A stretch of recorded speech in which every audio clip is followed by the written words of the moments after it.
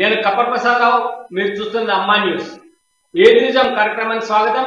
ఏది నిజం కార్యక్రమం మనం ముందుగా ఆంధ్రజ్యోతి దినపత్రికను చూద్దాం. ఆంధ్రజ్యోతి దినపత్రికలో ప్రధానమైనటువంటి వార్త, బీజేపీపై ఉమ్మడి పోరు, ఏకతాటిపైకి 15 ప్రతిపక్షాలు, వచ్చే ఎన్నికల్లో ఢీ. నిన్న పాట్నాలో అన్ని ప్రతిపక్షాలు సమావేశమై కేంద్రంలో బీజేపీకి ప్రత్యామ్నాయంగా అందరం కలిసి పోటీ చేయాలనేటువంటి ఒక నిర్ణయానికి వచ్చిన. ఇందులో ప్రధానంగా కాంగ్రెస్ పార్టీ కలిసి నడిచేందుకు సిద్ధం. పాట్నా సమావేశంలో చారిత్రాత్మక నిర్ణయం. హస్తం బలంగా లేని రాష్ట్రాల్లో కొత్త ఊపు. జూలై 10-12 తేదీలో సిమ్లాలో రెండో భేటీ అంటూ ఇక్కడ నిర్ణయాలు తీసుకున్నారు. ఇందులో ప్రధాన ప్రతిపక్ష పార్టీలన్నీ కూడా పార్టిసిపేట్ చేసింది. ఇది ప్రధానమైనటువంటి వార్త. అట్లనే నిన్న ఉగ్రవాదం మానవాళికి శత్రువు, దానిపై పూర్వ శశబిషలు పనికిరావు, ప్రేరేపించే దేశాలను శిక్షించాల్సిందే. 9/11 దాడులు జరిగి 2 దశాబ్దాలు, ముంబై దాడులకు 12 ఏళ్లు, తీవ్రవాదం నుంచి ఇప్పటికీ 30, ఉక్రెయిన్ సంక్షోభంతో ఐరోపా విలవిల, ఇది యుద్ధాల శకం కాదని మళ్ళీ చెప్తున్నా, ప్రజాస్వామ్యానికి భారత్ తల్లి మోదీ అన్నటువంటి మాటలన్నీ కూడా నిన్న జో బైడెన్ తో కలిసి ఆయన మాట్లాడిన సందర్భం. భారత్ కు సదరం ఆయుధాలు ఇస్తే అమెరికా కాంగ్రెస్ ఎన్నికల్లో కీలక బిల్లు అనేటువంటి వార్త ప్రధానంగా ఇందులో కనిపించింది. తర్వాత శంకరమ్మ, శ్రీకాంతాచారి తల్లి శంకరమ్మ బాధపడ్డది. కేసీఆర్ తీరు బాధ కలిగించింది. ఎమ్మెల్సీ ప్రచారం జరిగింది, సీఎం మాత్రం ఏ ప్రకటన చేయలేదు అని చెప్పి ఆమె మాట్లాడినటువంటి మాటలు కూడా ఇందులో ప్రధానంగా ఉంది. ఇంకొక ఇంపార్టెంట్ వార్త ఏంటంటే, రాజగోపాల్ చేరిక దాదాపు ఖాయం. ఈటెల, అరుణ, విజయశాంతితోనూ చర్చలు. బీజేపీలో ఇమడలేకపోతున్నాం అంటున్నారు. త్వరలో పొంగులేటి, జూపల్లి చేరికలు ఉంటాయి. తర్వాత బీఆర్ఎస్ పెద్ద నేతలు చేరుతారు. మహారాష్ట్రలో ఒక్క సీట్ వచ్చినా రాజకీయాలు వదిలేస్తారు. మాణిక్రావు ఠాక్రే, డీకేతో వెంకటరెడ్డి భేటీ, ఢిల్లీకి రాజగోపాల్ అంటూ కొన్ని ఒక ప్రధానమైనటువంటి వార్త కూడా వచ్చింది. వీళ్ళు ఢిల్లీలో మాట్లాడినట్టుగా ఇచ్చింది. స్టాఫ్ నర్స్ పోస్టులు మరో 1827 భర్తీకి అనుమతించిన ఆర్థిక శాఖ. ఇప్పటికే 5204 పోస్టులకు నోటిఫికేషన్. కొత్త పోస్టులకు మరో నోటిఫికేషన్ ఇస్తారా? ఇస్తే మొత్తం 7037 పోస్టులు. ఒక్క పోస్టుకు 6 పోటీ అంటూ ఒక వార్త మనకు ప్రధానంగా కనబడుతుంది. కేసీఆర్ విస్మరించిన ప్రతిపక్షాల సమావేశంలో నిన్న ప్రతిపక్షాల సమావేశానికి కేసీఆర్ పిలవలేదు. కేవలం కేసీఆర్ కాకుండా మిగతా పక్షాలు మాత్రమే సమావేశమైనటువంటి వార్త కూడా ప్రధానంగా వచ్చింది. అట్లనే మనం ఇక ఒకసారి ఈనాడు దినపత్రికను చూద్దాం. ఈనాడు దినపత్రికలో చూసినట్టయితే, భారతీయుల ముద్ర, అమెరికాలో ప్రతి రంగంలో భారతీయుల ముద్ర, అగ్రరాజ్యాల్లో బంధానికి వారే వారధులు అంటూ ఒక ప్రధానమైనటువంటి వార్త నిన్న మోదీ ప్రసంగించినటువంటి ప్రసంగానికి సంబంధించినటువంటి వార్త ఇలా అన్ని ప్రధాన పత్రికల్లో వచ్చింది. చట్టసభల్లో చరిత్ర సృష్టిస్తున్నారు. త్వరలోనే 3వ అతిపెద్ద ఆర్థిక వ్యవస్థగా ఎదుగుతాం. అమెరికా కాంగ్రెస్ లో మోదీ వ్యాఖ్యలు. చప్పట్లతో మార్మోగిన సంయుక్త సమావేశం. రాహుల్, పాక్, చైనాలకు పరోక్ష స్థూరకులు అంటూ ఒక వార్త ప్రధానంగా నిలబడింది. అట్లనే కమలంతో కథనానికి సై. నిన్న అదే ప్రతిపక్షాల భేటీలో నితీష్ కుమార్ అధ్యక్షతన జరిగినటువంటి సమావేశంలో లాలూ ప్రసాద్ యాదవ్, అట్లనే శరద్ పవార్, మమతా బెనర్జీ, ఇట్లా చాలా ముఖ్య నాయకులందరూ, రాహుల్ గాంధీ, ఖర్గే, ఇట్లా ముఖ్య నాయకులందరూ పాల్గొన్నారు. దీనికి సంబంధించినటువంటి వార్త ప్రధానంగా వచ్చింది. తర్వాత మాపై భాజపా కుట్ర అంటూ నిన్న కాంగ్రెస్ ను బలపరిచాలని చూస్తున్నాయని చెప్పి బట్టి విక్రమార్క చేసినటువంటి ఒక ప్రకటన నిన్న 100 రోజులు పాదయాత్ర పూర్తయిన సందర్భంగా కూడా ఒక వార్త ఇందులో ఇచ్చిండ్రు. తర్వాత హైదరాబాద్ నుంచే దేశ రాజకీయాలు చేస్తాం, విపక్షాల ఐక్యత కాదు ప్రజల ఐక్యత కోరుకుంటున్నామంటూ నిన్న కేటీ రామారావు గారు రాజ్నాథ్ సింగ్, రక్షణ శాఖ మంత్రి రాజ్నాథ్ సింగ్ కలిసినటువంటి ఐటమ్ కూడా ప్రధానంగా వచ్చింది. దీనిపైన చాలా చర్చ జరుగుతూ ఉంది. బీఆర్ఎస్ కు కమలం దోస్తి అవుతుంది అనేటువంటి విషయాలపై చర్చ జరుగుతూ ఉంది. రవాణా భత్యం 30% పెంపు, ఇతరాల వెచ్చులు పెంచుతూ ఉత్తర్వులు అంటూ ఒక వార్త కూడా మనకి ఇక్కడ కనబడుతుంది. ఇకపోతే మరొక దినపత్రిక సాక్షి దినపత్రిక చూద్దాం. సాక్షి దినపత్రికలో భారత అభివృద్ధి ప్రపంచాభివృద్ధి, ప్రధానమంత్రి నరేంద్ర మోదీ స్పష్టీకరణ అంటూ ఒక వార్త వచ్చింది. నిన్న వైట్ హౌస్ లో ఇచ్చిన ఇందులో బైడెన్, మోదీ అనేటువంటి ఫోటో ఒకటేసి ప్రధానమైనటువంటి వార్త కూడా. అమెరికా కాంగ్రెస్ లో ప్రతిధ్వనించిన మోదీ, ఉగ్రవాదాన్ని కఠినంగా అణచేయాల్సిందే అంటూ మోదీ చేసినటువంటి పిలుపును మొత్తం అమెరికా అంతా కూడా స్పందించింది అనేటువంటి వార్త. అట్లనే తెలుగు రాష్ట్రాల్లో క్యాన్సర్ ఉచిత స్క్రీనింగ్ అంటూ చిరంజీవి తన ట్రస్ట్ ద్వారా చేపట్టబోయేటువంటి కార్యక్రమాల గురించి దానికి సంబంధించినటువంటి వార్త కూడా ఉంది.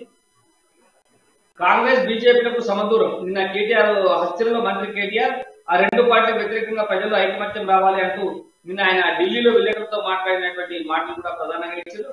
కలిసికట్టుగా పోరుబాట, అదే ప్రతిపక్ష పార్టీలన్నీ కలిసి ఒక దగ్గరికి వచ్చినాయి, వీళ్ళు ఉద్యమం చేస్తున్నారు అనేటువంటి మాట ఒకటైతే, బీఆర్ఎస్ బీజేపీలు కలిసిపోయాయి అని ఠాక్రే చేసినటువంటి మాట రాజకీయ కోణంలో చూడుతుంది. కేటీఆర్ కలిసినటువంటి అంశాన్ని రాజకీయ కోణంలో చూడొద్దు. అది ఒక ప్రభుత్వానికి మరో ప్రభుత్వానికి మధ్య ఉండేటువంటి సంబంధం మాత్రమే బయట సంజయ్ చేసినటువంటి ప్రకటన కూడా మనకు కనబడుతుంది.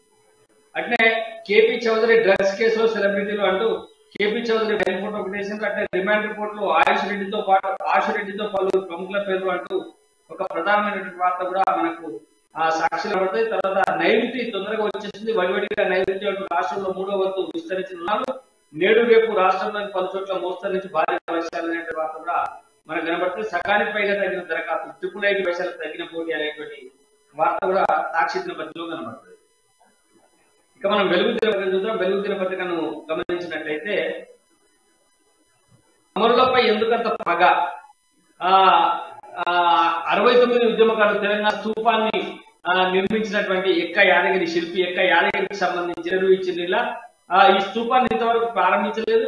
గన్ పార్క్ అమరుల స్తూపాన్ని అధికారికంగా కేసీఆర్ ఎందుకు ప్రారంభిస్తలేదు? ప్రాణత్యాగం చేసిన వాళ్ళకి రాజకీయాలు ఏంది? స్తూపాన్ని చూస్తే కన్నీళ్లు వస్తున్నాయి, ఇక ప్రారంభిస్తారనే నమ్మకం. B6 వెలుగుతో స్తూపం రూపశిల్పి ఆవేదన అంటూ ఆయన ఇంటర్వ్యూను ఒకటి ప్రధానంగా ప్రశ్నించారు. అట్లనే మీ ఇంట్లో టాయిలెట్లు ఇట్లనే ఉంటాయా? కంపు కొడుతున్న ఏజెం నిర్వహణ. హుస్నాబాద్ లో కాలేజీ ప్రిన్సిపాల్ పై జడ్జి ఆగ్రహం. సిద్దిపేట జిల్లా హుస్నాబాద్ ప్రభుత్వ బాలుర జూనియర్ కాలేజీలో మరుగుదొడ్లు అపరేషన్ గా ఉండటంపై జూనియర్ జడ్జి శివరంజన్ తీవ్ర ఆగ్రహం వ్యక్తం చేశారు. అంటే ఒకటి ఈమె ఆగ్రహం వ్యక్తం చేయడంలో కరెక్టే, బాగానే ఉంది నిజంగానే. ప్రభుత్వం మీద ఆగ్రహం వ్యక్తం చేయాలి జడ్జి గారు, ప్రిన్సిపల్ మీద ఆగ్రహం కాదు. ఎందుకంటే నిధులు లేవు, వాటిని నిర్వహించేటువంటి అవకాశం లేదు. కాబట్టి దీనిపైన కూడా మనం చర్చించిన ప్రత్యేకంగా దీనిపైన చర్చించాల్సినటువంటి అవసరం ఉంది. ఇక ఎస్టీ కమిషన్ ఎందుకు ఏర్పాటు చేస్తలేరు అనేటువంటి ఎస్టీ కమిషన్ ఎందుకు ఏర్పాటు చేస్తలేరు రాష్ట్ర ప్రభుత్వం హైకోర్టు ప్రశ్నించింది. వివరణ ఇవ్వాలంటూ నోటీసు కూడా జారీ చేసింది. బెల్ట్ షాప్ జారీ చేసిన మహిళలపై కేసులు. మంచిర్యాల జిల్లా మందమర్రి బెల్ట్ షాపులపై జారీ చేసిన పాల్గొంటారు. పోలీసులు మహిళలపై కేసులు నమోదు చేశారు. రాత్రి 10 గంటల వరకు స్టేషన్లో ఉంచారనేటువంటి వార్త కూడా ప్రధానంగా కనబడుతుంది. తర్వాత కేసీఆర్ వెనక్కి కేటీఆర్ ముందుకు రూట్ మార్చిన బీఆర్ఎస్ సర్కారు. గతంలో కేంద్ర సమావేశంలో సీఎం దుమ్మాలు, ఇప్పుడు కేంద్ర మంత్రులతో కేటీఆర్ బైకులు వినతిపత్రాలు. కేంద్రం నిర్వహించే మీటింగ్ లో హాజరయ్యేందుకు రెడీ అయినటువంటి వార్త. ధరణిలో దరఖాస్తుల గుట్టలు, ఆన్లైన్ లో 5 లక్షలకు పైగా అప్లికేషన్లు అంటూ ఇంకొక వార్త కూడా మనకు ప్రధానంగా కనబడుతుంది. బీజేపీని ఓడించేందుకు కలిసి పోటీ. నిన్న ప్రతిపక్షాలు కలిసి పోటీ చేస్తామని చేసినటువంటి ప్రకటన. టెర్రరిజాన్ని సహించేది లేదు, అమెరికన్ కాంగ్రెస్ లో ప్రధాని నరేంద్ర మోదీ. ఇవి తర్వాత బీజేపీ నేతలు ఎవరు కాంగ్రెస్ లోకి వెళ్ళరు. బండి సంజయ్ ప్రకటన. ఎన్నికల్లో కలెక్టర్ ఎస్పీలు కీలకం. సరిహద్దు జిల్లాలో అలర్ట్ గా ఉండాలని చెప్పి ఈసీ చేసినటువంటి ప్రకటన ఒకటి కనబడుతుంది. అధికారంలోకి వస్తే పేర్లకు ఇల్లు కట్టిస్తాం.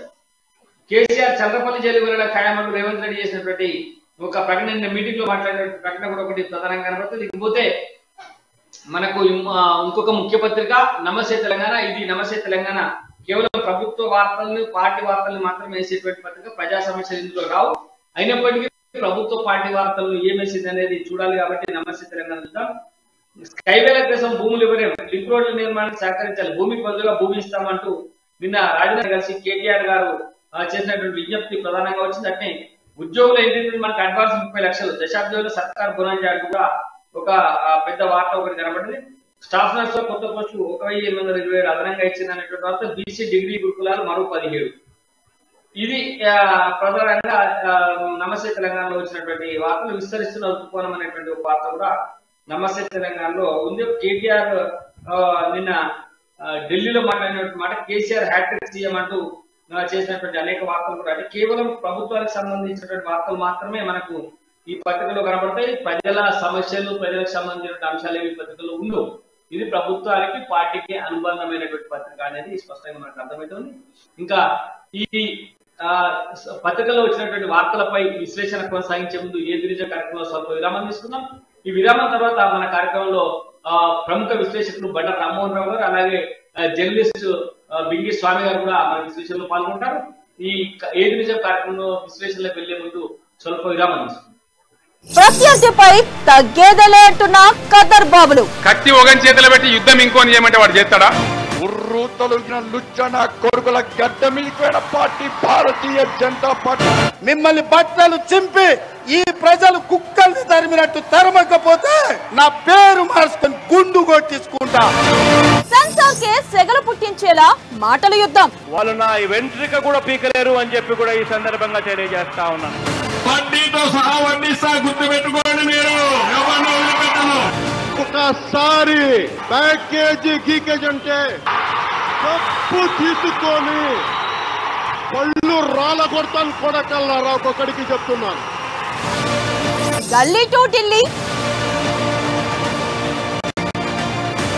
ఘాటైన రాజకీయాలతో బర్నింగ్ పాలిటిక్స్ ప్రతిరోజు రాత్రి 8:30 మీ అమ్మా న్యూస్ లో. అమ్మంటే ఆత్మీయత, అమ్మంటే మమకారం, అమ్మంటే దైవ స్వరూపం. అందుకే మాయిజం నిజంలా అమ్మా న్యూస్ తెలుగువాడ ప్రపంచంలో సరికొత్త సంచలనం.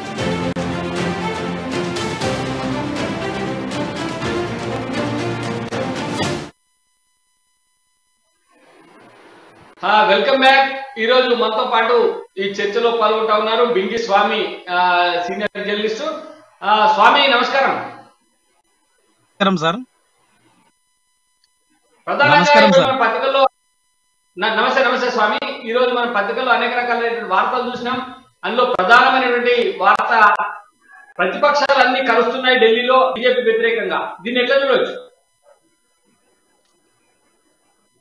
అంటే గతంలో నుంచి కూడా ఇప్పుడు అన్ని అంటే బీజేపీని ఓడించేందుకు ప్రతిపక్షాలు మొత్తం గత ఎన్నికల్లో కూడా కుట్ర చేసినాయి కానీ అది విఫలమైంది. ఎందుకంటే ప్రజల్లో బీజేపీకి మంచి ఆదరణ ఉన్నది. అంటే ప్రజలకు కావాల్సింది ఏంది, నాయకులకు కావాల్సింది బీజేపీ చేయడం లేదు, కానీ ప్రజలు కావాల్సింది మాత్రం బీజేపీ చేస్తా ఉంది. ఇవాళ దేనికి రక్షణ కావచ్చు, ఆర్థిక వ్యవస్థ బలోపేతం కావచ్చు. మనం ఇతర దేశాలను చూస్తే ఈ రోజు గోధుమ పిండి కోసం కావచ్చు, చక్కెర కోసం, పెట్రోల్ కోసం కావచ్చు, ఈ రోజు కొట్టుకునే పరిస్థితి ఉన్నది. కానీ ఆర్థిక వ్యవస్థను కేవలం మోడీ సారథ్యంలోనే బలంగా ఉన్నది అని ప్రతిపక్షాలు నమ్మకపోయినా కానీ ఇతర దేశస్తులు తర్వాత సామాన్య ప్రజలు కూడా ఈ రోజు నమ్ముతూ ఉన్నారు. కేవలం మోడీ చేతిలో ఉంటే మాత్రమే సురక్షితంగా ఉండేము. ఇలా సైన్యాన్ని కావచ్చు అనేక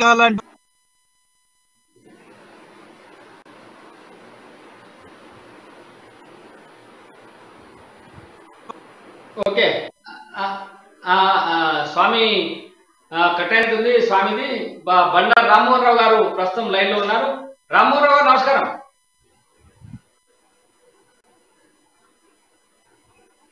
రామ్మోహన్ రావు గారు నమస్కారం. నమస్తే, వినొస్తుంది కదా? వినొస్తుంది రామ్మోహన్ రావు గారు. ప్రధానంగా ఇలా అన్నిటికంటే ముఖ్యమైనటువంటి వార్త, దేశవ్యాప్తంగా కూడా ప్రతిపక్షాలు ఒకటైన నరేంద్ర మోదీ మీద పోరుకు, బీజేపీ మీద పోరుకు సిద్ధమైతా ఉన్నాయి.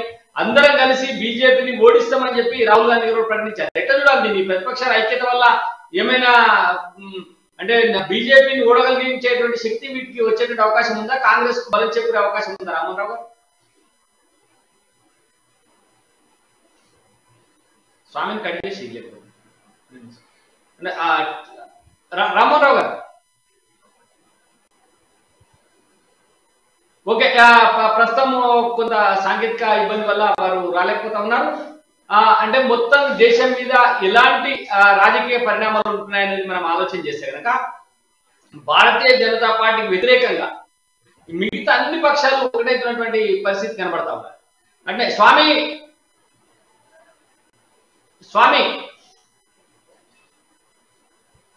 అయితే ఈ పరిస్థితి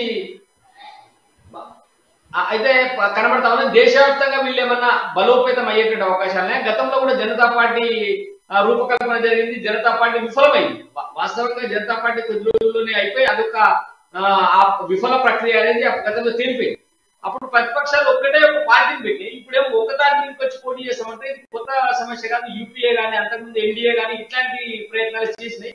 ఇప్పుడు ఈ కొత్త ప్రయత్నం వల్ల కాంగ్రెస్ పార్టీకి ఏమైనా బెనిఫిట్ అయ్యేటువంటి అవకాశాలు ఉన్నాయా? ఎవరికి మీద రాజకీయాల గురించి మనం ఒక 2 నిమిషాలు మాట్లాడుతాం.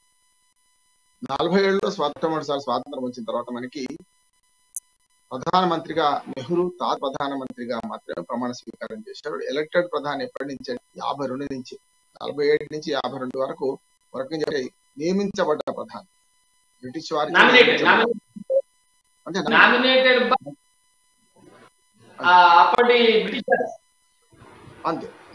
ప్రధాని. కాకపోతే అప్పుడు సర్దార్ వల్లభాయ్ పటేల్ అయ్యేది ఉంటే గాంధీ గారు రాజకీయం నడిపి మరి నెహ్రూ గారు నియమించారు. సరే ఆ చరిత్ర మనం తిరగదోడలేం, చరిత్రను ఇప్పుడు మనం విమర్శించిన లాభం లేదు. కానీ 52 నుంచి 57 వరకు, మళ్ళీ 57 నుంచి 62 వరకు ఇట్లా 3 సార్లు ఎన్నికై మొత్తం 17 సంవత్సరాలు 64 ఆయన మరణించే వరకు ప్రధానమంత్రిగా ఉన్నారు. కానీ 67కి వచ్చే కల్లా నెహ్రూ బతికుండగానే మెల్లమెల్లగా ప్రతిపక్షాలు దేశవ్యాప్తంగా మరి నెహ్రూకు వ్యతిరేకంగా, ముఖ్యంగా కమ్యూనిస్టులు ఆనాడు ప్రధాన ప్రతిపక్షంగా ఉండేది పార్లమెంట్ లో. 64లో ఆయన చనిపోయిన తర్వాత లాల్ బహదూర్ శాస్త్రి ఆయన కూడా 18 నెలల్లో ఆయన చనిపోయిన తర్వాత ఇందిరాగాంధీ వచ్చే కల్లా దేశ యవనికి 9 రాష్ట్రాలలో కాంగ్రెస్ ఇతర ప్రభుత్వాలు ఏర్పడ్డాయి. నెహ్రూ బతికుండగానే 57లోనే నాకు నంబూద్రిప ముఖ్యమంత్రిగా కేరళలో కమ్యూనిస్ట్ గవర్నమెంట్ ఏర్పడ్డది. కానీ ప్రజాస్వామ్యవాది, గొప్ప ప్రజాస్వామ్యాన్ని పరిరక్షించే నాయకుడిగా కీర్తించబడ్డ నెహ్రూయే మరి కాంగ్రెస్ వాళ్ళగా లేకుండా తన ఉద్దేశం ఉందా మొత్తమే తాను సంతకమైతే పెట్టాడు కదా. 356 ఆటకాడి మరి మన నంబూద్రిప రద్దు చేశారు. 356 ఆర్టికల్ ఆ రకంగా ప్రజాస్వామ్యం మొదలైంది. ఆ తర్వాత 9 రాష్ట్రాల్లో కాంగ్రెస్ ఇతర ప్రభుత్వాలు పడడానికి అది మూలమైంది. ఫెడరలిజం రక్షించబడలేదు అని. మన రాజ్యాంగం ఫెడరల్ రెండు ఉంటాయి. అంటే అమెరికా లాగా పూర్తిగా అధ్యక్షతర పాలన కాదు, లేక పూర్తిగా మన ఫెడరల్ గవర్నమెంట్ కాదు, మిగతా దేశాల్లాగా అధ్యక్షతర పాలన కాదు. కనుక ఈ రెండింటి మధ్యన మనం రాష్ట్రాల హక్కులు, రాష్ట్రాల సమాహారంగా దేశం. అందుకని మన దేశంలో యూనియన్ గవర్నమెంట్ అంటాం. సెంట్రల్ గవర్నమెంట్ అనేది మాట ఎక్కడ లేదు. రాజ్యాంగంలో మనం రాసుకుంది యూనియన్ గవర్నమెంట్. యూనియన్ అంటే రాష్ట్రాల సమాహారంగా మన కేంద్ర ప్రభుత్వం వ్యవహరించాలి. ఆ రకంగా 30 ఏళ్ల పాటు కాంగ్రెస్ అప్రతిహతంగా పరిపాలించింది దేశాన్ని.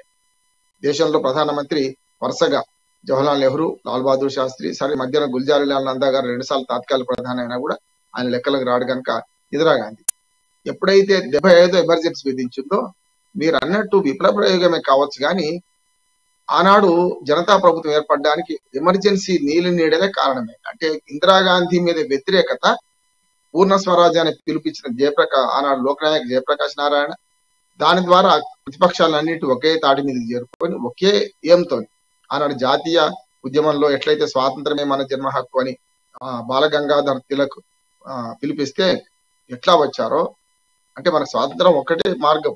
అట్లానే కాంగ్రెస్ ప్రభుత్వాన్ని కూలదోయాలనే దాని మీద ఉమ్మడి ఆంధ్రప్రదేశ్ లో మాత్రమే 1 సీటే జనతాకు వచ్చింది. మిగతా 41 సీట్లు కాంగ్రెస్ కు వచ్చింది.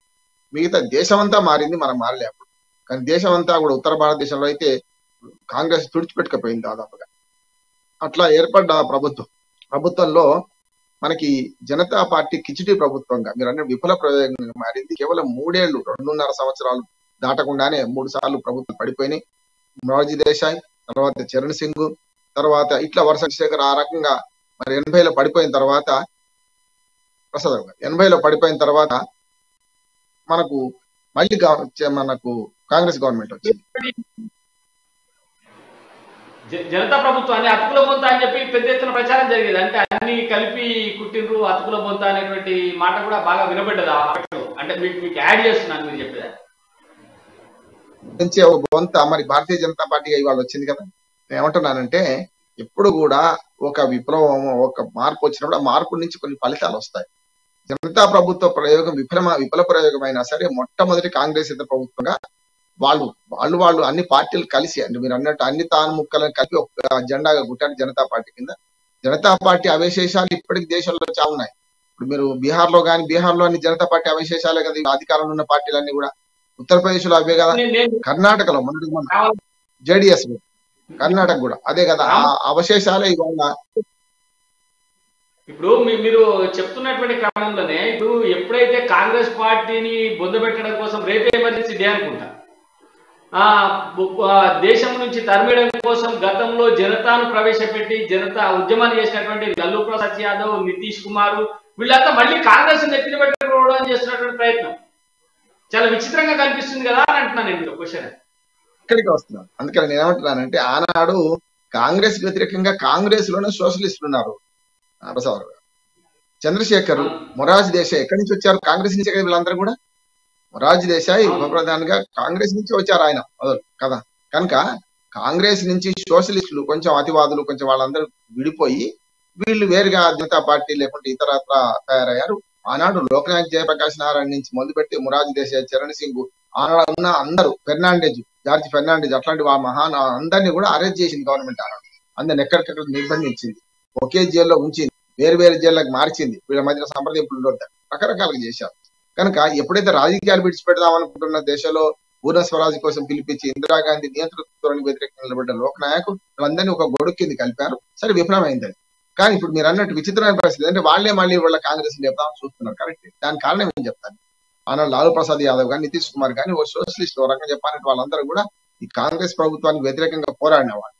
అట్లానే మనకు దక్షిణ భారతదేశంలో కూడా మరి రామకృష్ణ హెగ్డే, ఎన్టీ రామారావు గారు, అంతకుముందు మనకి 82 వరకు మరి ఆంధ్రప్రదేశ్ లో కూడా మనకు కాంగ్రెస్ పార్టీకి ఎదురు లేదు. కానీ ముఖ్యమంత్రులు మారడం, ఆంధ్రుల ఆత్మగౌరవాన్ని దెబ్బతించడం, దాంతో 82లో మన తెలుగుదేశం పార్టీ పుట్టిన తర్వాత 83లో 9 నెలల లోపల అధికారంలోకి వచ్చిన తర్వాత నేషనల్ ఫ్రంట్ మీద మొదటి ప్రయోగం జనతా పార్టీ పేరు మీద, రెండో ప్రయోగం నేషనల్ ఫ్రంట్ పేరు మీద ఎన్టీ రామారావు గారు, రామకృష్ణ హెగ్డే, జ్యోతి బసు వీళ్ళందరూ మొదలుపెట్టి కాంగ్రెస్ వ్యతిరేకంగా ఉద్యమాలు చేశారు, కాంగ్రెస్ వ్యతిరేకంగా కూటమి కట్టారు.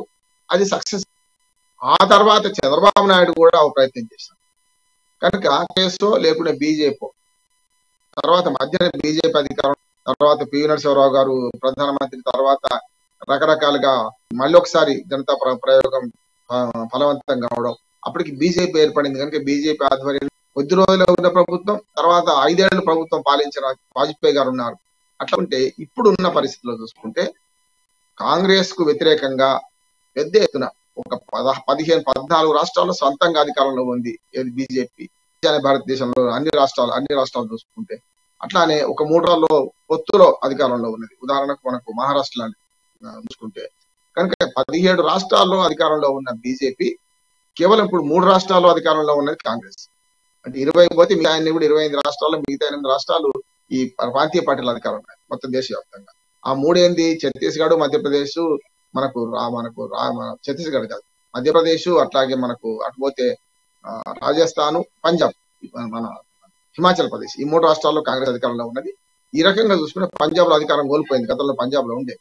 కనుక ఇప్పుడు పరిస్థితి ఏంటంటే 17 పక్షాలు, వాస్తవం ఇప్పుడు ఈ ప్రస్తుత అంశానికి వస్తాను, 17 పక్షాలు బీజేపీకి వ్యతిరేకంగా సమావేశమైంది. అందులో 4 ముఖ్యమంత్రులు వచ్చారు. అట్లానే కొందరు ముఖ్యమంత్రులు రాకపోయినా ఒక నితీష్ కుమార్ చెప్పిన ప్రకారం పార్టీ అధ్యక్షుడే, అధినాయకుడే రావాలి ఖచ్చితంగా అని అన్నారు. ఈ 17 పార్టీలు కలిపి నేను తీర్మానం చేసేది ఏంటంటే ఇప్పటికీ ఇంకా వాళ్ళ మధ్యన విభేదాలు ఉన్నాయి, వాళ్ళ మధ్యన ఇంకా అవకాశాల కోసం ఎదురు చూస్తున్న వాళ్ళు ఉన్నారు. వాళ్ళందరిలో దక్షిణ భారతదేశం నుంచి మాత్రం వీళ్ళెవరూ పోలేదు. ఎందుకు, మనకు మిగతా రాష్ట్రాల నుంచి చూసుకుంటే ప్రాంతీయ పార్టీలు దక్షిణ భారతదేశంలో కానీ, పక్కన తూర్పు భారతదేశం నుంచి కానీ, ఇటు పక్కన మమతా బెనర్జీ పోయినా మరి జనతా పార్టీ మన జేడీఎస్ ఎవరైతే ఉన్నారో మనకు నవీన్ పట్నాయక్ గారు వెళ్ళలేదు, జేడీయూ నవీన్ పట్నాయక్ గారు ముఖ్యమంత్రి వెళ్ళలేదు, జగన్మోహన్ రెడ్డికి ఆహ్వానమే లేదు, ఇటు పక్కన చంద్రశేఖరరావు గారికి ఆహ్వానమే లేదు. కనుక ఇట్లా చూసుకుంటే 8-9 ప్రాంతీయ పార్టీలకు ఆహ్వానం లేదు. వాళ్ళు ఆమ్ ఆద్మీ పార్టీ జాతీయ పార్టీ కనుక దాన్ని ప్రాంతీయ పార్టీగా పరిగణిస్తలేను.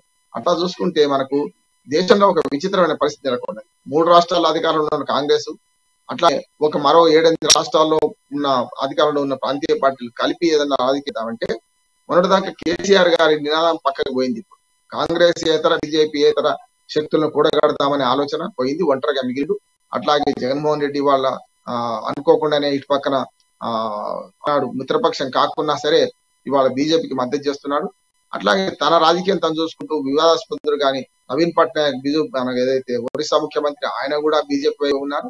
మెల్లమెల్లగా ఇప్పుడు మనకు కేసీఆర్ గారు కూడా బీజేపీ పక్షానికి వెళ్లే పరిస్థితి ఉంది. ఎందుకంటే ఈ 17 పక్షాలు కనుక కాంగ్రెస్ తో కలిసి ప్రయత్నం చేస్తే ప్రధాన శత్రువు కాంగ్రెసే కదా ప్రసాదరావు గారు.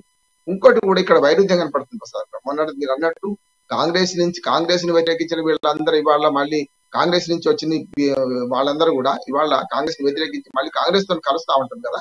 ఇందులో కూడా చాలా మందికి విభేదాలు ఉన్నాయి ఒకరినొకరు. ఉదాహరణకు మనకు పశ్చిమ బెంగాల్లో మమతా బెనర్జీకి కాంగ్రెస్ కు పోటీ ఉంది కదా, కమ్యూనిస్టులకు ఎక్కడో పోయింది ఓ రకంగా చెప్పండి. బీజేపీ అక్కడ మా ప్రధాన పార్టీదారుగా వచ్చింది కనుక కాంగ్రెస్ ను కలుపుకుంటుందా.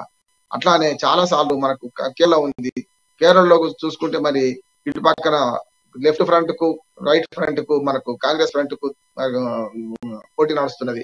ఇట్లా తెలంగాణలో అయితే కాంగ్రెస్ లేక బీజేపీ రెండు పోటీ నడుస్తుంది. అందుకని చాలా రాష్ట్రాలలో వాళ్లకు కాంగ్రెస్ కమ్యూనిస్ట్ పార్టీలో పోటీగా ఉన్నాయి. అటువంటి అప్పుడు వాళ్ళు మరి కాంగ్రెస్ ను మన బీజేపీని దించడం కోసం ఒక్కదారు కలుస్తారా అనే సమస్య ఉంది. అందుకని నిన్న అసంపూర్తిగానే చర్చలు ముగిసినాయి.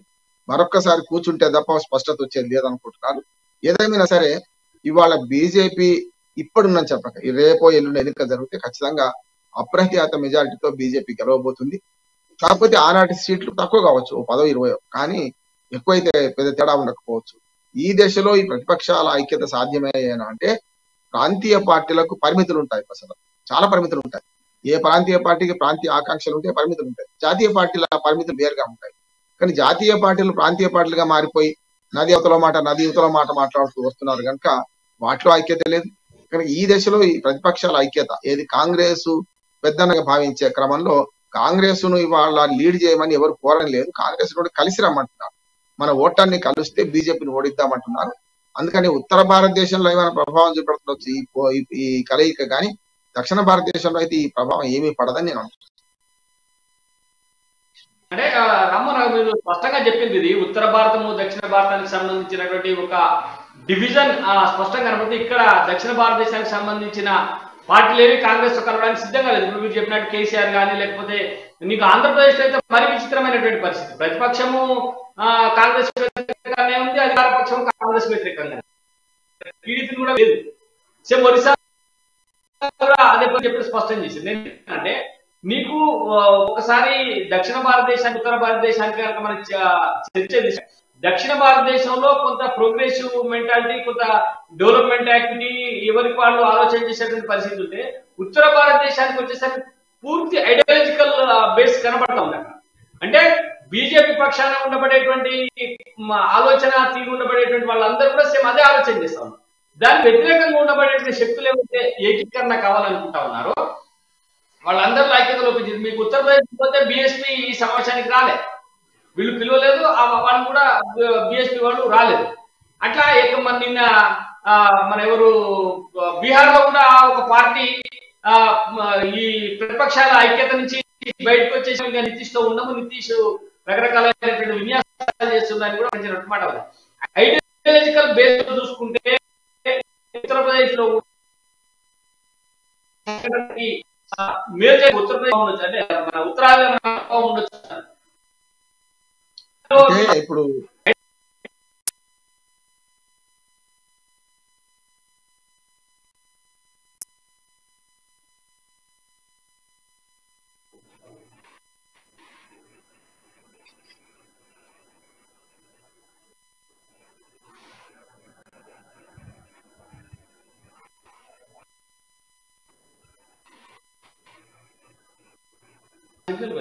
బాగానే ఉంది.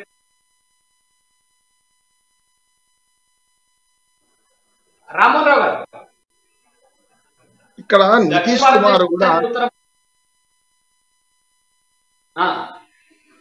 మాట్లాడి అదే ఉత్తర భారతదేశంలో ఎక్కువ ఐడియాలజికల్ బేస్ ఉంటది, హిందుత్వ ప్రభావం అధికంగా ఉంటది అక్కడ. మరి అక్కడ ఈ ప్రతిపక్షాల ఐక్యత ప్రభావం చూపే అవకాశం ఉందా?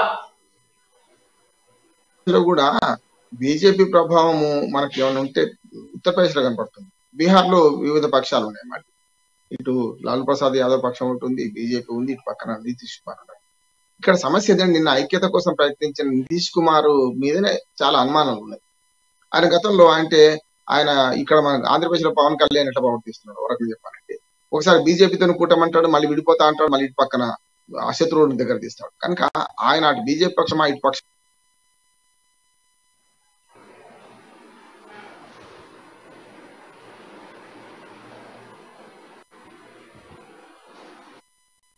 కొద్దిగా చూద్దామంటే ఎవరు ఏ పక్షాన ఉంటారు అనేది ప్రధానంగా చర్చించాల్సిన అవసరం ఉన్నది. మరి రామ్మోహన్ రావు గారు చెప్తున్న దాని ప్రకారం ఉత్తరాదిలో కొంత వీళ్ళ ప్రభావం కనబడే అవకాశాలు కనబడుతున్నాయి అంటారు. నిజంగా ఉత్తరాదిలోనే వీళ్ళకి కొంత వ్యతిరేకత పవనాలు వీచేటువంటి అవకాశాలు ఏమని చెప్పి మనకు అనిపిస్తుంది. ఏమైనప్పటికీ దేశవ్యాప్తంగా ఇది ఒక చర్చ అయితే జరుగుతూ ఉన్నది. ప్రధానంగా రెండో అంశం మనము గమనించినట్టయితే ఇలా ఎంఐఎం అధినేత అసదుద్దీన్ ఓవైసీ కూడా వీళ్ళకి పెద్ద ఎత్తున తప్పు పట్టింది. ఈ ప్రతిపక్షాలు ఎవరైతే ఐక్యత కోసం ప్రయత్నం చేస్తా ఉన్నారో వీళ్ళంతా కూడా బీజేపీకి గతంలో అనుకూలంగా పనిచేసినటువంటి వాళ్ళే. వీళ్ళను అంత పూర్తిగా నమ్మాల్సినటువంటి అవసరం లేదు. ఇది ఒక బీజేపీ పాచికలో ఒక భాగమైనటువంటి మాట కూడా అసదుద్దీన్ ఓవైసీ చేసినటువంటి సందర్భం ఉంది. ఇది చూద్దాం. ఇప్పుడు ఈ ఏదైతే కార్యక్రమంలో స్వల్ప విరామం తీసుకుందాం. విరామం తర్వాత మళ్ళీ ఇదే అంశాలతో మనము రామ్మోహన్ రావు గారితో చర్చ కొనసాగిద్దాం. ఏదైతే కార్యక్రమంలో షార్ట్ బ్రేక్.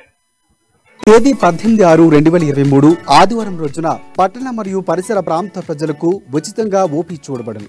రుతికా పాలిక్లినిక్ పిల్లల దవాఖానా 24 గంటల వైద్య సదుపాయం కలదు. డాక్టర్ ఎస్ లాలిత్యరెడ్డి పిల్లల ప్రత్యేక వైద్య నిపుణురాలు. KMCMGM hospital Warangal.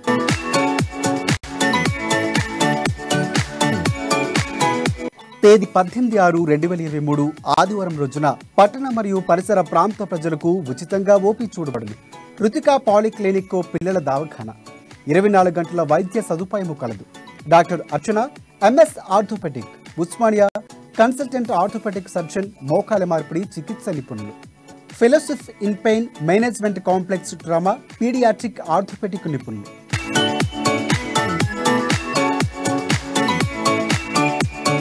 Station Ghanpur నియోజకవర్గ పేదల పెన్నిధి, అభివృద్ధి ప్రదాత, తెలంగాణ రాష్ట్రం కోసం ఎమ్మెల్యే పదవిని త్యాగం చేసిన మనసున్న మహారాజు తెలంగాణ దశాబ్ది ఉత్సవాలు నియోజకవర్గ ప్రజలతో మమేకమై అంగరంగ వైభవంగా జరుపుకుంటున్న మాజీ deputy CM station Ghanpur MLA doctor Tatikonda Rajaiah గారికి ప్రత్యేక శుభాకాంక్షలు.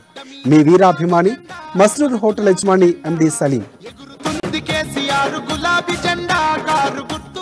ఓపెన్ ప్లాట్ కొనుగోలుకై గృహ రుణాలు పట్టణ మరియు నగరాల్లో బిజినెస్ ఉద్యోగులకు మా కస్టమర్లకు తెలియచేయనిదేమనగా యూనియన్ బ్యాంక్ ఆఫ్ ఇండియా ఆధ్వర్యంలో home loan, car loan, gold loan, open plot purchase వీటన్నిటికీ అతి తక్కువ వడ్డీతో లోన్ ఇవ్వబడును. Bank manager Hanamkonda. మరిన్ని వివరాలకై సంప్రదించండి.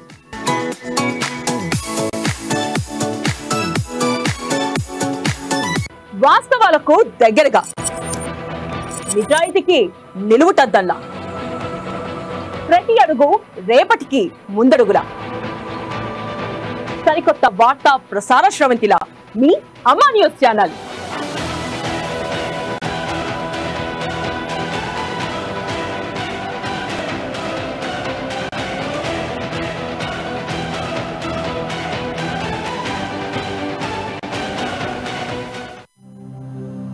Imagine your child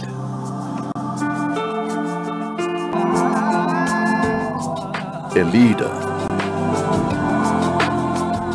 moral, spiritual, fusing ancient wisdom and modern technology.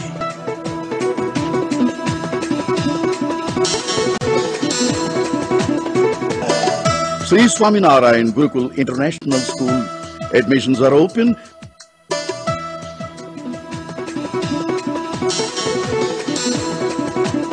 Chandrakala ఉంటుందిరా.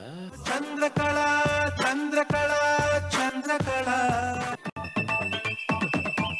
చందు చంద్రకళ కాదు, వెన్నెల. పిలిస్తే పిలిచారు గాని అవు ఎంత బాగుందో. సికందర్ మోడల్.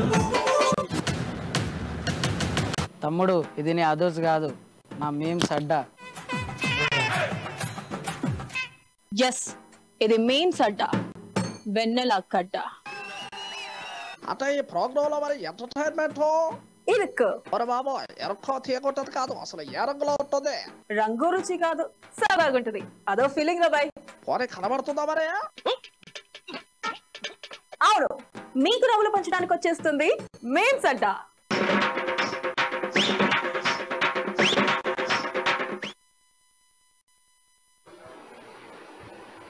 నిన్న నరేంద్ర మోదీ గారు అమెరికా పార్లమెంట్ లో, దాని అమెరికా కాంగ్రెస్ లో అమెరికా పార్లమెంట్ లో చేసినటువంటి ప్రసంగం మొత్తం యావత్ ప్రపంచాన్నే ఒక ఊరు తొలగించిందని చెప్పుకోవచ్చు.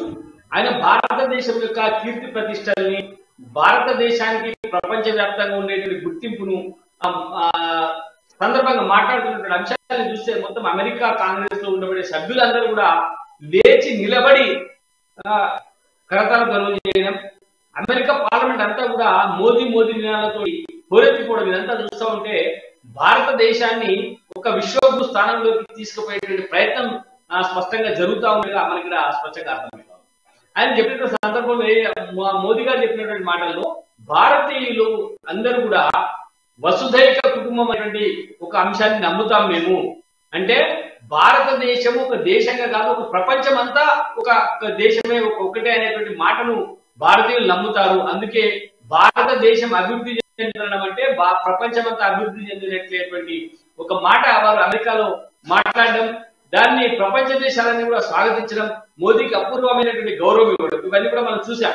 రామ్మోహన్ రావు గారు ఎట్లా చూడాలి? మోదీ గారు వసుధైక కుటుంబం అనేటువంటి మాటను తీసుకొని నిన్న అమెరికాలో మాట్లాడినటువంటి సందర్భం కానీ, మనకు అమెరికాకు మధ్యన వ్యాపార భాగస్వామ్య ఒప్పందాలు కానీ అనేక రకాల ఒప్పందాలు జరిగింది. నిన్న మోదీ గారికి వచ్చినటువంటి రెస్పాన్స్ ఆయన ప్రసంగం ఏ రకంగా చూడాలి?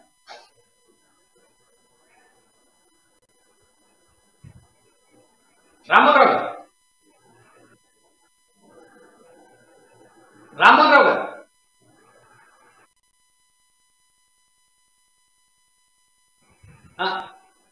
అయితే నిన్న మనం చూసినట్టయితే ఇవాళ అన్ని ప్రధాన పత్రికలలో మొత్తంగా మన దేశంలోనే కాదు వివిధ దేశాల్లో వచ్చినటువంటి అన్ని ప్రధాన పత్రికలలో కూడా నరేంద్ర మోదీ గారు అమెరికాలో మాట్లాడినటువంటి మాటల్ని చాలా ప్రధానంగా ఉటంకిస్తూ రాసినటువంటి సందర్భం ఉన్నది. గతంలో మన భారతదేశానికి స్వతంత్రం వచ్చిన తరువాత ఏ ప్రధానికి రానంత గొప్ప గౌరవం భారతదేశానికి వచ్చినట్టుగా మనం చెప్పుకోవచ్చు. భారతదేశం కీర్తి పతాకను అమెరికాలో ఎగరేసినటువంటి వ్యక్తి నరేంద్ర మోదీ మనం చెప్పొచ్చు. ఆయన మాట్లాడిన మాటలు చూస్తే ఉగ్రవాదాన్ని కఠినంగా అణచివేయాల్సిందే. నిన్న నరేంద్ర మోదీ గారు చెప్పింది అమెరికాలో చెప్పినటువంటి మాటలు. భారత్ కు అమెరికా అత్యంత కీలకమైన రక్షణ భాగస్వామి. తర్వాత వైవిధ్యం భారత్ లో ఒక సహజ జీవన విధానం. దేశంలో సాంకేతిక విప్లవం కొనసాగుతా ఉంది. డిజిటల్ చెల్లింపులో శరవేగంగా అభివృద్ధి. అమెరికా కాంగ్రెస్ లో ప్రధాని మోదీ ప్రసంగం అంటూ ప్రధానంగా అన్ని పత్రికలు రాసినాయి. ఇది చెప్పినటువంటి దాంట్లో ఇంకా ఏం చెప్పినాడంటే ఏఐ, ఆర్టిఫిషియల్ ఇంటెలిజెన్స్, దీన్ని అమెరికా అండ్ ఇండియా తో పోలుస్తూ ఏఐ ఆర్టిఫిషియల్ ఇంటెలిజెన్స్ డెవలప్ అవుతుంది. అమెరికా ఇండియా ఏఐ అంటే అమెరికా ఇండియా సంబంధాలు కూడా అభివృద్ధి కావాలనేటువంటి మాటను వారు ఆకాంక్షించారు. ఇది ప్రధానంగా ప్రపంచ దేశాలను కూడా ఆలోచింపజేసే విధంగా నిన్న ప్రధాని నరేంద్ర మోదీ గారి ప్రసంగం కొనసాగింది. భారతదేశం వివిధ అంటే జాతీయ సమ్మేళనం, ఇక్కడ అన్ని రకాల వైవిధ్యాలు ఉన్నాయి, అయినా అందరూ కలిసి ఉంటాం అనేటువంటి ఒక మాట. తర్వాత ఉగ్రవాదాన్ని కఠినంగా అణిచేయాల్సిందే.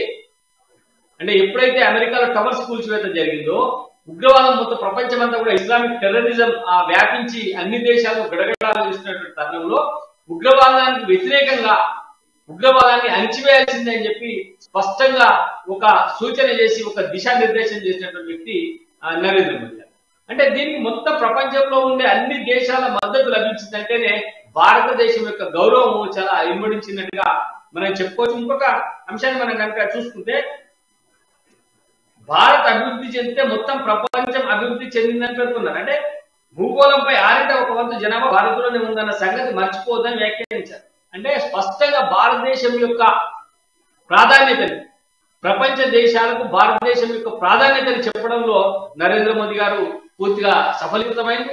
వారు నిజంగా వారి ప్రసంగాన్ని చూస్తుంటే మనకి ఇక్కడ పత్రికల్లో వస్తున్నటువంటి వార్తలు చదివితేనే మనకు ఒక భారతీయులుగా ఈ భారతదేశంలో ఉండబడిన ఒక భారతీయ పౌరులుగా చాలా గొప్ప ఫీలింగ్ వస్తూ ఉంది. 15 సార్లు స్టాండింగ్ ఓవేషన్లు, 79 సార్లు చప్పట్లు కొట్టింది అనేటువంటి మాటలు రాసినారు. ఎట్లా రామ్మోహన్ రావు గారు దీన్ని అంతా కూడా ఇప్పుడు అమెరికాలో ప్రధాని మోదీ ప్రసంగాన్ని ఇతర దేశాలన్నీ స్వాగతించినాయి.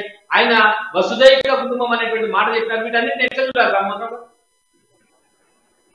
గారు? నేను మొన్నటి నుంచి మోడీ గారి పర్యటనను పూర్తిగా ఫాలో అవుతున్నాను, టీవీల ద్వారా లేకపోతే నెట్ ద్వారా. నిజంగా చెప్పాలంటే శత్రువులు కూడా అభినందించదగ్గ రీతి వాళ్ళ మన విదేశాంగ విధానం ఉన్నది. ఒకనాడు అమెరికా ముందు చేరిన ప్రభుత్వాలు మనకి, ఒకనాడు మనం పిల్లలు ఆ చిన్న అయితే అమెరికా కొలాబరేషన్ తో పాలు ఉప్మా పౌడర్ వస్తే తిన్నవాడు, అంటే స్వయం సమృద్ధి లేని పరిస్థితి. కానీ వాళ్ళు అదే అమెరికాను శాసించగలుగుతున్నాం. మనం వ్యాక్సిన్ మనటి కోవిడ్ కష్టకాలంలో 100 దేశాలకు పైగా వ్యాక్సిన్ సప్లై మొదలుపెట్టే వాళ్ళు మన శత్రువులు కూడా మనం మెచ్చుకుంటున్నారు మన విదేశాంగ విధానం. సరే ఏదైనా సరే నెహ్రూ మొదలుపెట్టింది కావచ్చు అని దాన్ని కొనసాగించడంలో ఇవాళ మోడీ కూడా ఎంత పెద్ద ఎత్తున ప్రయత్నిస్తున్నారంటే ఆఖరికి మొన్నటిదాకా మన పాకిస్తాన్ ప్రధానిగా ఉండి మాజీ ప్రధానిగా మారిన ఇమ్రాన్ ఖాన్ లాంటి వాడు మన విదేశాంగ విధానాన్ని కొనియాడుతున్నారు. అట్లాగే మన ఆర్థిక విధానాన్ని కొనియాడుతున్నారు. అందుకని నేను ఏమంటున్నాను, ఫస్ట్ టైం ఒక 30 ఏళ్ల క్రితం సామాన్యుడిగా అక్కడికి వెళ్ళిన మన నరేంద్ర మోడీ గారు ఇవాళ వైట్ హౌస్ సాక్షి భార్యాభర్తలు ఇద్దరు వచ్చి, జో బైడెన్ ఆయన భార్య ఇద్దరు వచ్చి సగౌరవంగా లోపలికి తీసుకెళ్లి ఆ బాల్కనీ నుంచి మనకు అభినందనలు తెలియచాలని 32 ఇంచుల ఛాతి పెరిగింది అనిపిస్తుంది మన భారతీయులందరికీ కూడా. ఎప్పుడు మోడీ గారు అంటుంటారుగా 32 ఇంచుల ఛాతి పెరగాలి. ఆ రకంగా మనకు గౌరవం లభించింది నేను అనుకుంటున్నాను. గౌరవం లభించిన బట్టికి గానే గత 9 ఏళ్లుగా మోడీ గారు సుమారు 150 దేశాలు పైగా తిరిగారు. అందులో 3-4 సార్లు 5-6 సార్లు పోయిన దేశాలు ఉన్నాయి, 10 సార్లు పోయిన దేశాలు కూడా ఉన్నాయి. అందుకని మనము విదేశీ సంబంధాలు పెంచుకోవాలంటే భారతదేశం నుండి అత్యున్నతమైన నాయకత్వం అక్కడికి వెళ్ళినప్పుడు మాత్రమే సాధ్యం. గతంలో అమెరికా ప్రెసిడెంట్ పక్కన మనకు మరుగుజ్జుల్లాగా నిలబడే వాళ్ళం మనం. కొందరు ప్రధానమంత్రులు అయితే దేవుడిచ్చిన నిలబడేవాళ్ళు. కానీ ఆత్మగౌరవంతో వాళ్ళ మనకు మోడీ గురించి మొన్ననే ఆ మధ్యన మీటింగ్ లో మాట్లాడుతూ మనకు వేరే ఆస్ట్రేలియా మనకు G7 దేశాల సమావేశాల్లో మాట్లాడుతూ మోడీ గారి మీద జో బైడెన్ అన్నారు, మీరు చాలా చరిస్మా ఉన్న వాళ్ళు, దేశంలో కాదు మా దేశంలో కూడా నాతో పోటీ పడుతున్నారు, మీరు ఒకరు మాకు వస్తుంది అని జో బైడెన్ గారు చూసాం కదా మనం. అందుకని ఇట్లా చూస్తే మనకు మోడీ దేశాన్ని అట్లా వర్తించే ఇవన్నీ కూడా స్పష్టంగా మనకు మన దేశ పరిస్థితిని ఇనుమనింపజేస్తుందని నేను అనుకుంటున్నాను. అంటే రామారావు ఆయన ఇంకొక మాట చెప్పినారు, వసుదైక కుటుంబం అనేటువంటి మాట మాట్లాడుతూ భారతదేశం అభివృద్ధి చెందితే ప్రపంచం అభివృద్ధి చెందినట్టే అని చెప్పి ఒక మాట చెప్పినారు. ఎట్లా చూడాలి నిజంగా భారతదేశం అభివృద్ధి చెందితే మిగతా దేశాలందరికీ ఏం లాభం? ఈయన వసుదైక కుటుంబం అనేటువంటి మాట అని చెప్పి ఈ అంశాన్ని చెప్పడం ద్వారా మిగతా భారతదేశం చూస్తా ఉన్నాయి. భారతదేశం అభివృద్ధి చెందితే ప్రపంచం అభివృద్ధి చెందినటువంటి మాటను ఎట్లా స్వీకరించాలి?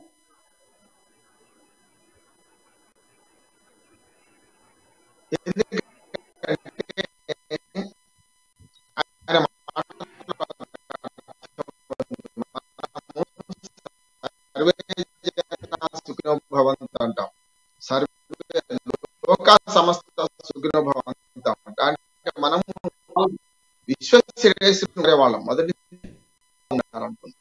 మనం బాగుండాలి, అందరూ బాగుంటారు.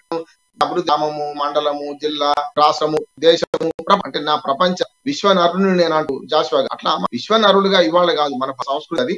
ఆ రకంగా ఇప్పటిదాకా మోడీ గారు 12 సార్లు వేరే దేశాలకు పోయిండ్రో ఆ క్రమంలో మనకు కూడా పనికి వస్తుంది అనుకుంటున్నాను. వస్తారు గారు వినొస్తుంది? హలో వినొస్తుంది కదా? హలో అయితే ఎందుకు అన్నారో నేను చెప్తాను. ఎందుకు అన్నారో నేను చెప్తాను. 142 కోట్ల జనాభా ఇవాళ, అంటే చైనాను మించిపోయినాం మనం. ప్రతి 5 భారతీయులు ఉన్న ప్రతి 5వ వాడు భారతీయుడుగా ఉన్నాడు. కనుక మనం అభివృద్ధి దేశం అంతా ప్రపంచం అంతా అభివృద్ధి చెందుతుంది కదా. అంటే 5వ వాడు అభివృద్ధి, ప్రతి 5 గుట్లో ఒకడు అభివృద్ధి చెందితే మిగతా అభివృద్ధి చెందిన మన అభివృద్ధి చెందుతున్నది కూడా అభివృద్ధిలో మన యువ జనాభా మనది కనుక ఇవాళ రేపు ఖచ్చితంగా అభివృద్ధి ప్రక్రియలో మనం భాగం పంచుకుంటున్నాము. అందుకనే మనకు మోడీ గారు అన్నారు, సుమారు 4 మిలియన్ల మంది 40 లక్షల మంది పైగా అమెరికాలో మన భారతీయులు నివసిస్తున్నారు. 40 లక్షల పైగా అంటే సుమారు 1/2 కోటి. ఇంకొక వచ్చే ఈ దశాబ్దం ముగిసే కల్లా మనకు 1/2 కోటి దాకా అక్కడ ఉంటారు మన వాళ్ళు. అట్లానే మన యువ భారతం మనది, పనిచేసే వర్గం మన దేశంలో ఎక్కువ ఉన్నది. చైనాలో ముసలోళ్ళు అయిపోతున్నారు. చైనాలో చాలా వృద్ధ జనాభా పెరిగిన దేశంగా మారుతుంది. ఒక్కరు కాదు, ముగ్గురు కనమంటారు. జపాన్ చూసుకుంటే ఒక 40-50 దేశాల్లో వృద్ధ జనాభా పెద్ద ఎత్తున పెరిగిపోతుంది. ముఖ్యంగా యూరప్ సమాజంలో అయితే డచ్, పోర్చుగీసు ఇట్లాంటి దేశాల్లో చూసుకుంటే మీరు 35% వృద్ధ జనాభా ఉన్న దేశాలు ఉన్నాయి. ఇవాటికి కూడా మన దేశంలో 7% మాత్రమే 65 ఏళ్ళు దాటేవాళ్ళు ఉన్నారు. కనుక మిగతా వాళ్ళందరూ పనిచేసే వర్గమే కదా. 0 to 18 తీసేసి 18 తర్వాత మీరు 65 దాకా తీసుకుంటే మీకు ఇవాళ ఖచ్చితంగా మనం యువ జనాభా ఉన్న దేశం కనుక ప్రపంచ ఆర్థిక వ్యవస్థను శాసించగలుగుతుంది. వినిమయ సంస్కృతిలో కూడా మనం వినియోగంలో కూడా మనం ముందున్నాం. అందుకనే బట్టిగా అమెరికా లాంటి దేశం మనతో స్నేహం చేయడం లేదు, బట్టిగా ఏదో ఆషామాషిగా. మన మార్కెట్ కూడా వాళ్ళకి అవసరం. మన భారతీయ వినిమయదారుల అవసరం అమెరికాలతో పాటు చైనాతో పాటు అన్ని దేశాలకు ఉంది ఇవాళ. కనుక మన దేశంతో ఎంత వైరం ఉన్నా చైనా కావాలని కొని తెచ్చుకోదు. అంటే ఆ రకమైన ధైర్యాన్ని ఇచ్చి 62 కాదు ఇది చైనాతో ఓడిపోవడానికి మనం ఇవాళ 2023లో ఉన్నాం మనం. కనుక చైనా కూడా మనతో జాగ్రత్తగా వ్యవహరించడానికి కారణం దృఢమైన నాయకత్వం ఉండి సరైన విదేశాంగ విధానం ఉండి సరైన విధంగా ఆర్థిక విధానాలు ఉంటే ఇవాళ దేశంలో ప్రపంచంలో ఒక 20 దేశాలు బ్రిటన్ తో సహా కునారిల్లిపోయి ఆర్థిక సంక్షోభంలో మునిగిపోతే మనం ఇవాళ ఆర్థికంగా గట్టిగా ఉంటాం. దానికి మన భారతీయులు శ్రమ కూడా కారణం. భారతీయులో ఒక పొదుపరితనం ఉంటుంది. మంచం ఉన్నప్పుడే ఉన్నంతనే కాళ్ళు చాపుకుంటాం. విదేశాల్లోగా క్రెడిట్ కార్డులు వాడి అప్పులు చేయం. పొదుపు మంత్రం పాటిస్తుంటాం. అందుకనే మీరు భారతదేశంలో కాదు ప్రపంచంలో ఆర్థిక సంక్షోభం వచ్చిన 2008లో నిలబడ్డాం. అప్పుడెప్పుడో 100 ఏళ్ల క్రితం వచ్చిన ఆర్థిక సంక్షోభం నిలబడ్డాం. ఇప్పుడున్న దేశంలో ప్రపంచంలో కూడా ఆర్థిక సంక్షోభంలో చాలా దేశాలు శ్రీలంక, పాకిస్తాన్ కురాలిపోయి చిప్పబట్టుకుని ఆడుకుంటున్న పరిస్థితులలో ఇవాళ మనం కూడా ఆర్థిక సంక్షోభానికి గురి కాకుండా నిలబడి దానికి ఖచ్చితంగా ప్రభుత్వం అవలంబిస్తున్న విధానాలు ముఖ్యంగా జయశంకర్ గారు కూడా నాకు మోడీ గారికి సరైన సలహా. ఎందుకంటే అధికారిగా పనిచేశారు. అన్ని దేశాలతో సంబంధాలు ఉన్నాయి. అన్ని దేశాల పరిస్థితి తెలుసు. కానీ రామారావు గారు మీరు చెప్తా ఉంటే ఒక మాట గుర్తొస్తా ఉంటుంది.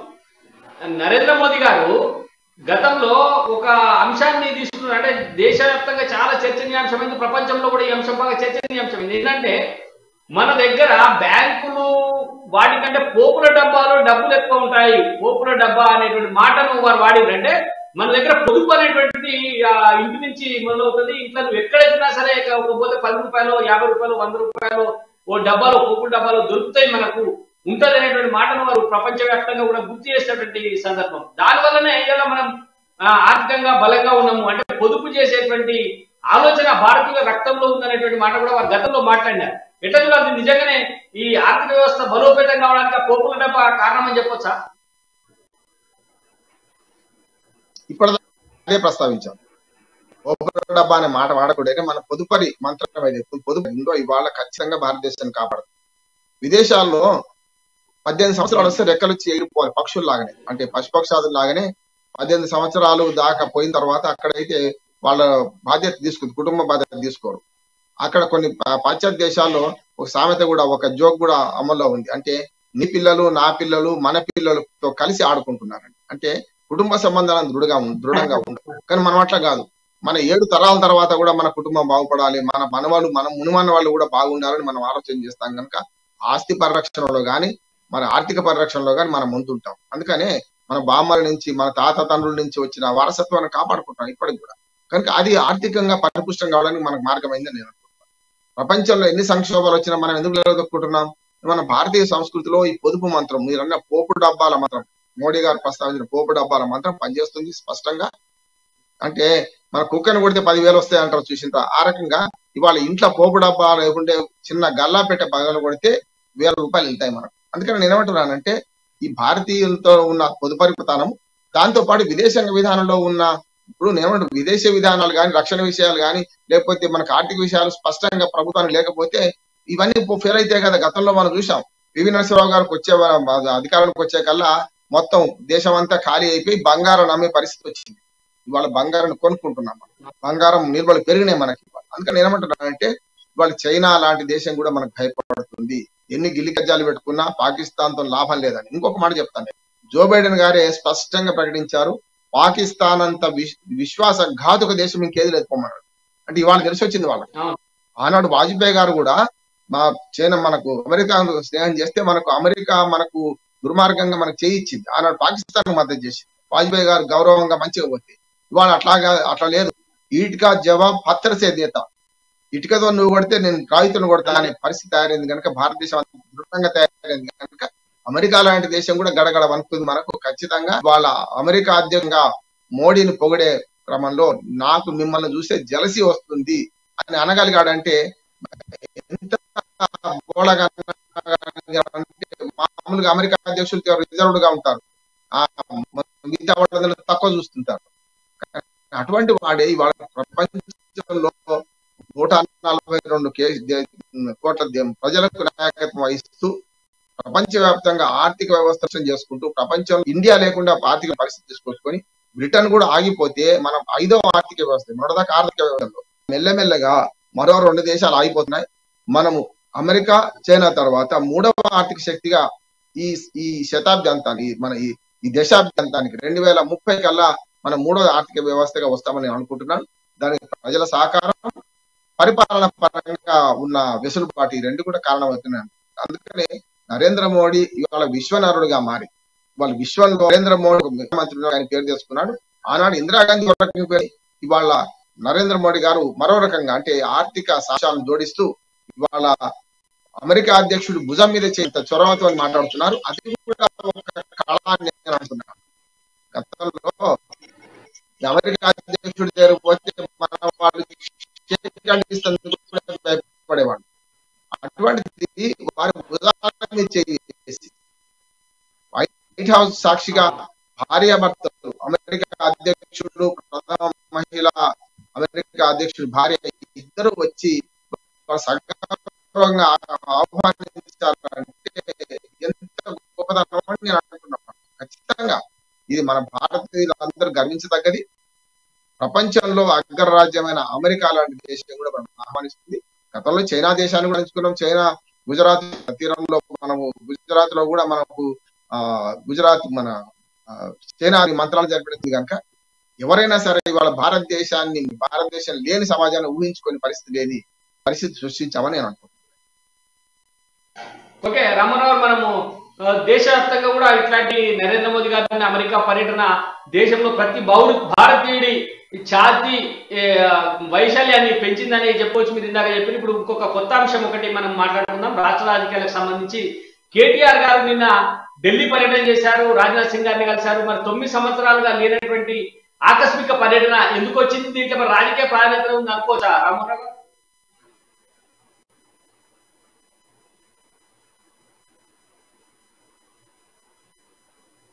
రామారావు సార్ పొగరాదు అంటే బండి సంజయ్ గారు ఏమన్నారంటే ప్రభుత్వాలు వేరు ప్రభుత్వాలు కలుస్తాయి అంటున్నారు. కానీ నా ఉద్దేశం ఏంటంటే కొంచెము సానుకూల కనపడుతుంది బీజేపీకి వైపు.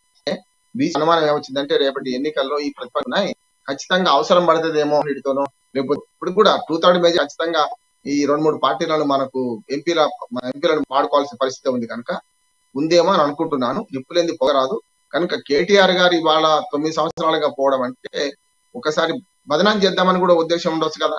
మేము అడిగాము ఇవ్వడం లేదు, ఈ ఫలానా పథకాలు అడిగాము ఇవ్వడం లేదని. ఉదాహరణకు మనకి ఎప్పటి నుంచో నానుతున్న సమస్య నేను మొదటి నుంచి అంటున్నాను. బీజేపీ కనుక తెలంగాణలో గట్టి పోటీ ఇవ్వాలంటే, గట్టిగా ప్రచారం చేసుకోవాలంటే ఒక 5-6 అంశాలు సానుకూలంగా స్పందించి చెయ్యాలి. అప్పుడు సాధ్యం అవుతాడు. ఉదాహరణ కంటోన్మెంట్ రోడ్లు, అట్లాగే నిన్న కేటీఆర్ గారు ప్రస్తావించిన అంశాలలో మనకి ఎక్స్ప్రెస్ హైవే ఏదైతే మనకు మెహదీపట్నం నుంచి అటు పక్కన ఎయిర్పోర్ట్ కి ఎట్లా వచ్చిందో, జూబ్లీ బస్ స్టేషన్ నుంచి ఔటర్ రింగ్ రోడ్ అంటే షామిరిపేట ఔటర్ రింగ్ రోడ్ వరకు కలిపే ఒక ప్రతిపాదన ఏందో, కనీసం తూముకుంట వరకు కలిపే ప్రతిపాదన ఏందో, దానిలో దాదాపు ఒక 50-60 ఎకరాల భూమి కంటోన్మెంట్ ఇవ్వాల్సి ఉంటుంది అటుపక్క. కనుక దాన్ని సానుకూలంగా స్పందించాలని చేస్తామని చెప్పి, అట్లాగే రైల్వే కోచ్ ఫ్యాక్టరీ కానీ, అలాగే మన కంటోన్మెంట్ రోడ్లతో పాటు మెట్రో విస్తరణ మీద కూడా ఈ మధ్యన మాటలు కూడలు దాడుతున్నాయి కేసీఆర్ గారివి. మొన్నటిదాకా మహేశ్వరం అన్నాడు, నిన్ననేమో పటంచెరు నుంచి మొన్నటిదాకా బిహెచ్ఎల్ అన్నవాడు ఈ పటంచెరు నుంచి హైదరాబాద్ అంటున్నారు. అంటే నేనేమంటున్నా అంటే ఇవన్నీ సాకారం చేసుకోవడానికి ఒక రకంగా ప్రభుత్వంతో సహకారం కావాలని అడుగుతున్నట్టున్నారు.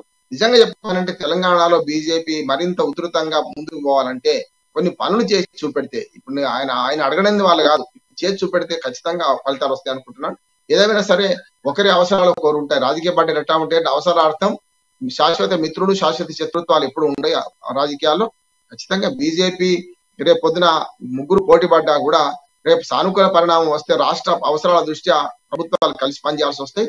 అది కలిసి పనిచేయాల్సిన అవసరం కూడా ఉందని నేను అనుకుంటున్నాను. ఇప్పటిదాకా శత్రుత్వం పెంచుకొని మోడీ గారు వస్తే ప్రతిసారి కూడా తప్పించడం చేసిన దానికన్నా ఇవాళ కొడుకు రాజకీయం మొదలు పెట్టాడు. మరి అయ్య రాజకీయం ఆగింది, కొడుకు రాజకీయం మొదలు పెట్టాడు. మరి బీజేపీతో సంబంధాలు పెంచుకుంటాడా మరి తుంచుకుంటాడా అనేది కేటీఆర్ వ్యవహారం బట్టి ఉంటుందని నేను అనుకుంటున్నాను. ఓకే రామారావు గారు, ఇది ప్రధానంగా బట్టగాల్సి మీదేయడం కోసం కూడా ప్రయత్నం చేయొచ్చు.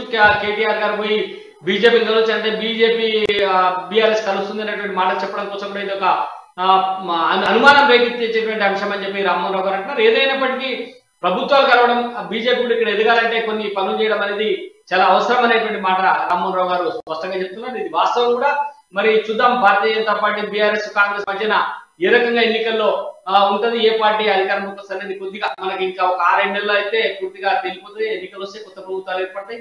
అప్పుడు కూడా సఖ్యత ఏ రకంగా ఉంటుంది కేంద్రానికి రాష్ట్రానికి మధ్యన, అప్పుడైనా ఈ రామారావు గారు చెప్పినటువంటి కార్యక్రమాలు పనులు అవుతాయా అనేది మనం ఎదురు చూడాల్సిందే.